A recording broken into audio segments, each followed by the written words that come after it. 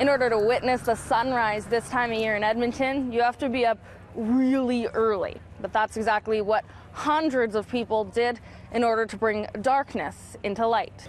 Just an absolute amazing woman, and depression was not who she was. It was a disease she suffered from. Gary Unger's wife, Chantel, died by suicide in 2015. We fought the battle together for a long time. She lost the battle. It was tragedy. It brought me to my knees as a father and as a husband.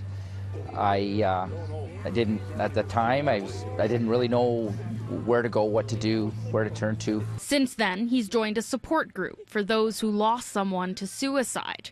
With them, he brought the Darkness into Light walk to Edmonton, joining a worldwide movement of people waking up before the sun, remembering loved ones, and supporting each other in ending the stigma around mental health and suicide. So we're starting in the dark, just like depression or anxiety or PTSD as you're in the dark. And we're bringing it into the light. With the stigma often leaving those battling depression isolated. And for those who lost a loved one, you say somebody died by cancer, you get this big hug. But when somebody says, oh, my family member suicided, people are like, oh, and they take that step back and they're like, oh, I'm very sorry. And then they start to get isolated.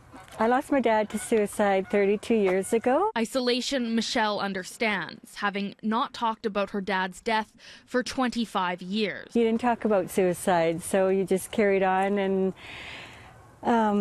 almost pretended it didn't happen. She says it was only when she started talking about it that she realized how many people were impacted.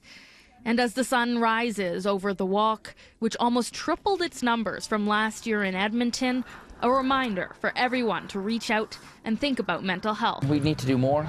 It's getting better. There's a lot of initiatives out there. We still have a long way to go. Now, organizers tell me that the fundraising portion of this walk is a bonus, and the real gift is coming together.